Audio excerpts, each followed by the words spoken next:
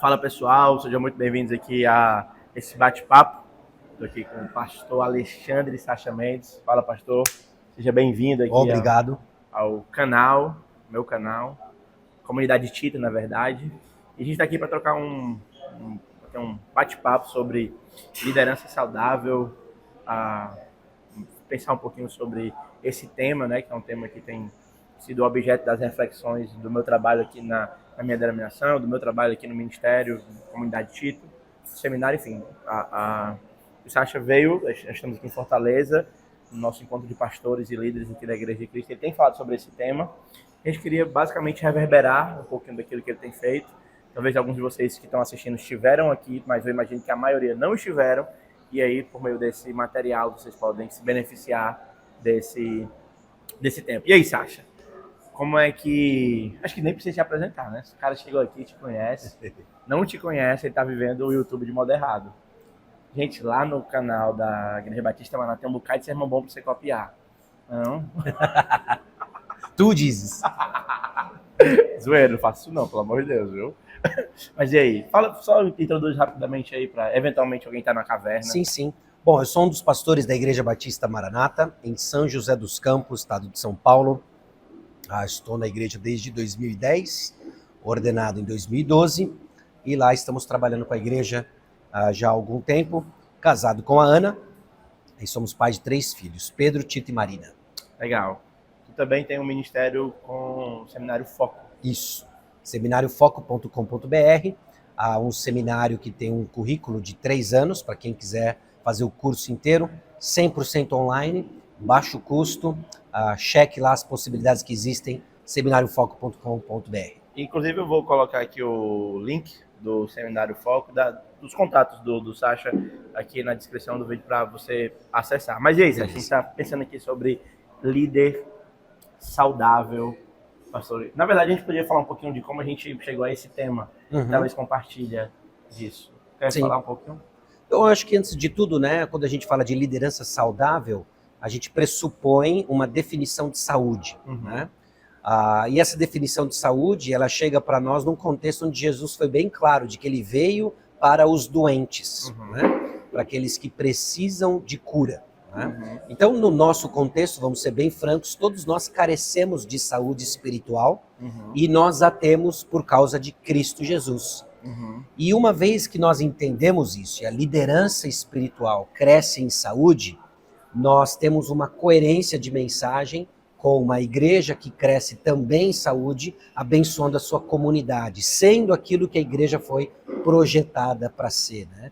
Então há uma urgência, há uma importância nesse assunto da saúde do líder, porque isso toca na nossa mensagem. Acho que um texto que, pelo menos quando eu penso em saúde, tem vindo à minha mente é Efésios capítulo 4. Exatamente porque Paulo, na descrição daquele texto, ele coloca, deixa claro a função do pastor como beneficiar os outros por meio do seu ensino, por meio do seu trabalho, né? Então, não é uma saúde que busca apenas, o fim é si mesmo, mas também ao benefício da igreja. É assim que a gente está pensando, né? Exatamente, né? É o fato de que não se trata de uma saúde fechada em si mesmo, né? Muito pelo contrário, né? Essa saúde, essa vitalidade é em prol do serviço ao Senhor, que sempre vai ser no serviço a pessoas. Legal. Nós servimos a Deus, isso vai ser traduzido em servir pessoas. Legal. Então, no nosso momento aqui, nos primeiros palestras do trabalho,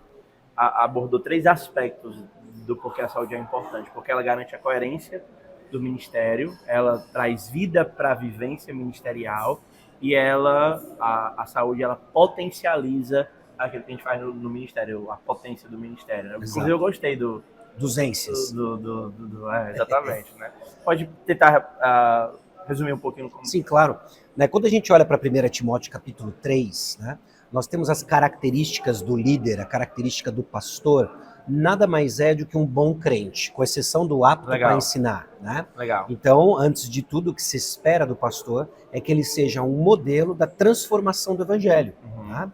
Então, a mensagem ela é proclamada na boca de alguém que está sendo transformado pelo evangelho diante da congregação. Legal.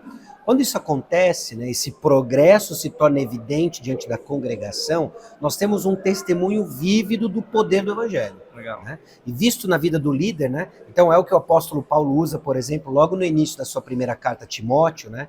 Que ele fala de que, olha, eu era o pior, né, dos pecadores, né? Mas a graça, a misericórdia do Senhor, né? Para que ele se tornasse um modelo para todos aqueles que haveriam de crer. Então, o testemunho do apóstolo Paulo, ele reflete a mensagem do apóstolo Paulo. A saúde do líder, do pastor, deve refletir também o caráter da nossa mensagem. Então, é esse primeiro aspecto de uma coerência ministerial. Né? Vai ser sempre a palavra de Deus que vai transformar pessoas. A gente sabe de história, né? Que, por um lado, infelizmente, né, de pastores que viviam vida dupla e que a palavra de Deus estava sendo pregada e haviam frutos. A né? despeito disso. A despeito disso. Então, infelizmente, por causa dele, mas felizmente porque é a palavra que tem poder, ela que vai transformar. Mas um ministério saudável, ele é visto numa vida coerente do ministro. Legal. Diante da pregação da palavra. Legal. E depois a gente trabalhou um pouquinho da vivência, né? Vivência. Né? Aí entra a passagem que você mencionou, né? Efésios 4, 11 e 12, né?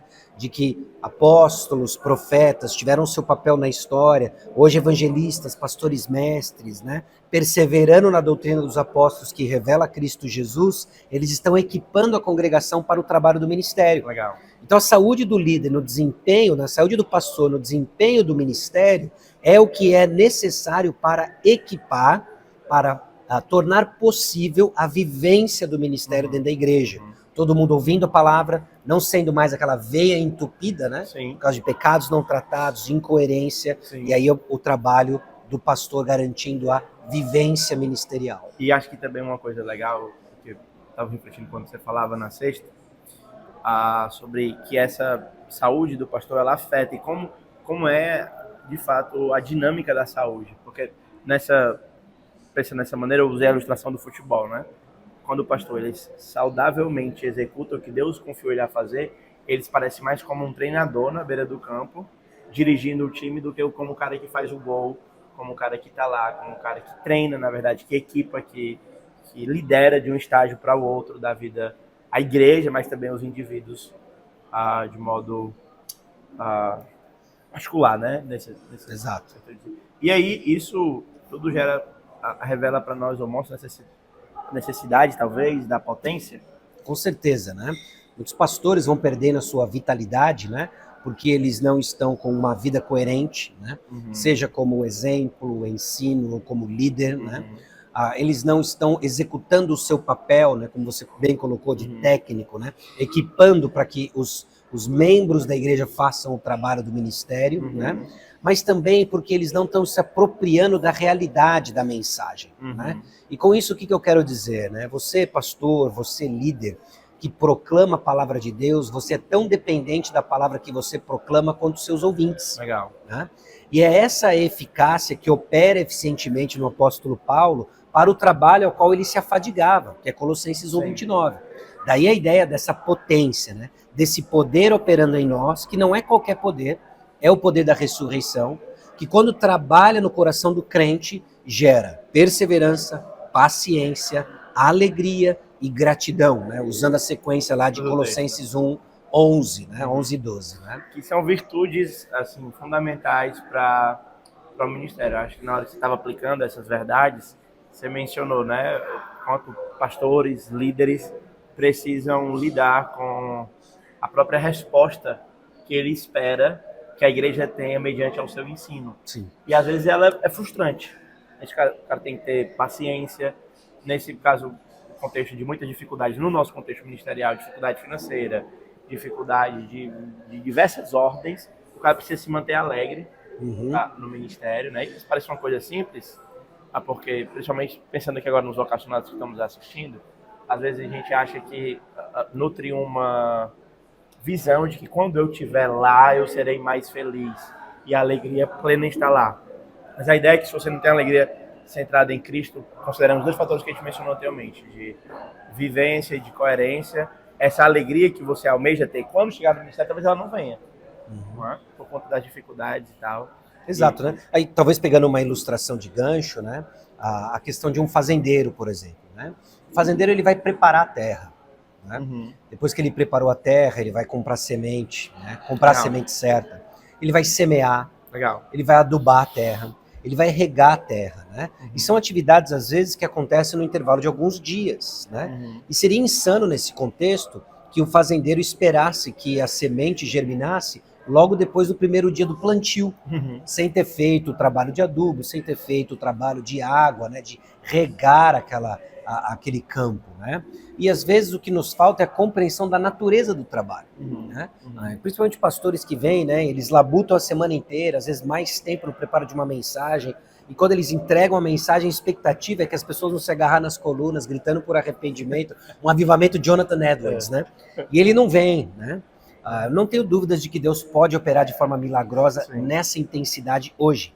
Mas o que nós temos visto que comumente ele vai fazer é usar a palavra de Deus como um fazendeiro, né? Paciente, confiando no poder da semente, né? Que vai germinar na hora certa. Faça o seu trabalho, né? E vamos confiar os resultados nas mãos do Senhor. Uma coisa sobre isso é que eu começo o ministério novo, ainda sou um jovem pastor, e talvez a minha primeira grande luta, que ainda existe no meu coração, é essa coisa da perseverança, da paciência. Eu me lembro a primeira vez, acho que um irmão da igreja disse para mim que ia sair da igreja. Como foi doloroso, e o pastor que era o titular, né, da igreja, falou assim, cara, é o seguinte, toda vez que a gente entra na transição, nós estávamos indo em uma transição ministerial, é natural que isso aconteça, pode acontecer essas fases e tal, mas tranquilo, e eu ficava com essa coisa de, a pessoa não muda, como é que pode? Então eu tendo a entender que Paixões da Mocidade, ela envolve também esse desejo por mudança rápida, em detrimento do coração perseverante e longânimo que deveríamos ter. Se você é um pastor, jovem, um líder, precisa ser consciente pelo menos que essa luta vai eventualmente surgir no teu horizonte. Uma coisa legal também que nós trabalhamos aqui nesse tempo foram os perigos ou os desafios para a saúde. E aí tu mencionaste dois muito importantes, que talvez o segundo seja mais claro de que é um inimigo da saúde, mas o primeiro talvez mais sutil. Quais são esses dois? Sim. Vamos... Bom, nós começamos falando desse mais sutil, né?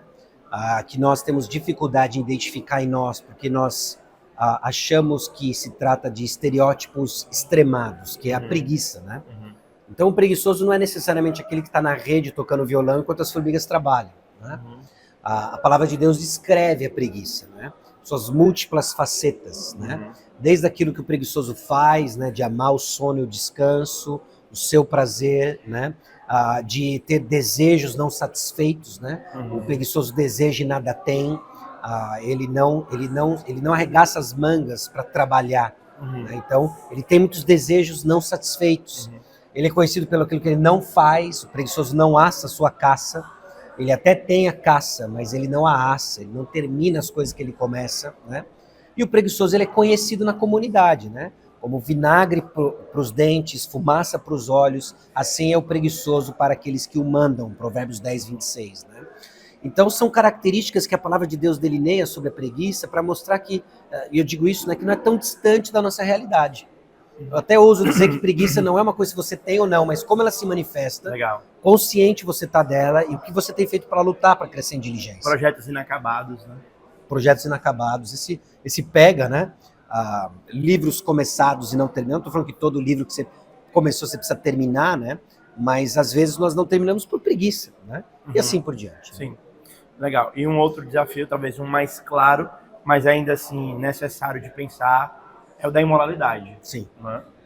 Da imoralidade sexual, também descrita abundantemente no livro de Provérbios, né? Aliás, e aí você tem um ponto de contato, né, entre a preguiça e a imoralidade, né? Legal. Porque Provérbios descreve o preguiçoso como alguém que acredita nas suas próprias mentiras, né, e um problema de coração grave. E a imoralidade sexual também é isso, é um problema de coração grave de alguém que acredita nas suas próprias mentiras, né? E aí nós vemos uma tônica em Provérbios, né? O problema do engano é que ele engana, ele vai enganando, e é a sabedoria que nos ajuda a desvendar essas consequências de longo prazo para tomar decisões sábias de curto prazo. Essa imoralidade que aos poucos, né, vai enganando o coração de um pastor, de um líder, né, e entenda, né, uma coisa que a gente disse também que eu creio que é muito importante nesse aspecto, tem mais no pecado sexual do que o prazer sexual. Sim, né? total. Mulher adúltera, ela é descrita com as suas palavras, com as suas lisonjas, e vai capturando, cultivando o coração do insensato, né? E ele vai como um boi seguindo para o matadouro, né? E aí Salomão escancara de que a solução disso é o temor do Senhor. Deus está sempre presente, Provérbios 5:21, e escancarando para nós de que o insensato ele morre pelo fato de que seus pecados o laceiam, né? Não é porque é uma mentira, é mais forte do que eu posso suportar. Mentira. Legal. E a gente finalizou o nosso tempo aqui. Eu acho que foi legal. Primeiro deu a tônica da importância, da relevância do tema. Depois mostrou as exaltações que o texto de Provérbios faz para essa questão da saúde, né? Pensando na antologia bíblica, talvez, da saúde. E aí, no segundo momento, nesse último momento aqui, acho que você foi bem oportuno em trazer conforto, em mostrar a fonte de descanso nesse aspecto, pensando em Provérbios 30. E Provérbios 30, então, fala sobre o verdadeiro descanso do pastor. Sim, Agur começa Provérbios capítulo 30, né, reconhecendo o estado de exaustão de alguém, né, reconhecendo que ele é demasiadamente estúpido para ser homem, e dizendo que ele não tem a sabedoria e não conhece o santo. Sim. Né? Ou seja, né, a ignorância que leva a um cansaço da alma, ela é fruto de uma ignorância sobre alguém, Deus. E no versículo 4 ele faz uma série de perguntas que elas só se respondem com o Senhor, inclusive uma em particular, né, em João capítulo 3, versículo 13, Jesus ecoa ela, né, quem subiu e desceu, senão o Filho do Homem. Isso é Jesus, a resposta é Cristo Jesus, né? Aponta para uma realidade futura em Cristo, né? E depois a revelação de Deus que se dá na palavra de Deus, que é testada, provada e aprovada, e a qual nós devemos guardar cientes das tentações, né? Então, Provérbios capítulo 30, versículos 7 a 9, é a oração de Agur pedindo proteção ao conhecimento de Deus, né? Longe de mim a falsidade da língua, longe de mim a pobreza e a riqueza, ou seja, longe de mim as circunstâncias que me tentam a abrir mão do conhecimento de Deus. Pastor, líder, você tem que orar sensível a isso. As coisas que tentam, impressionam você, Senhor, me livra dessas coisas, né?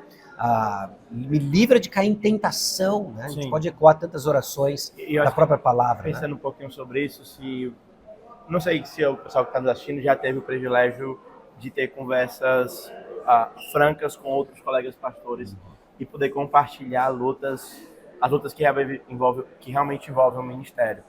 Eu tive o privilégio de ter, inclusive, contigo lá em outro contexto, no Congresso do Pro, e acho que uma das lutas que eu tinha compartilhado era sobre manter a vida devocional, né? E na mesa nós percebemos que não era uma luta isolada, particular, mas todo mundo fazia. Uma coisa que tu falou naquela época, que eu peguei muito, é que a nossa maneira de desfrutar essa insatisfação com a nossa vida devocional, talvez pode ser um anseio da nossa alma clamando mais pelo Senhor, não necessariamente aquela coisa mecânica que a gente não consegue fazer o caderninho, mas é de que de fato a nossa alma precisa encontrar do Senhor, né, esse descanso mesmo em Cristo, esse retorno a Deus como o meu Pai, o Deus Cristo como meu Salvador, como aquele que eu busco intimidade, não somente como a matéria-prima do meu trabalho, né?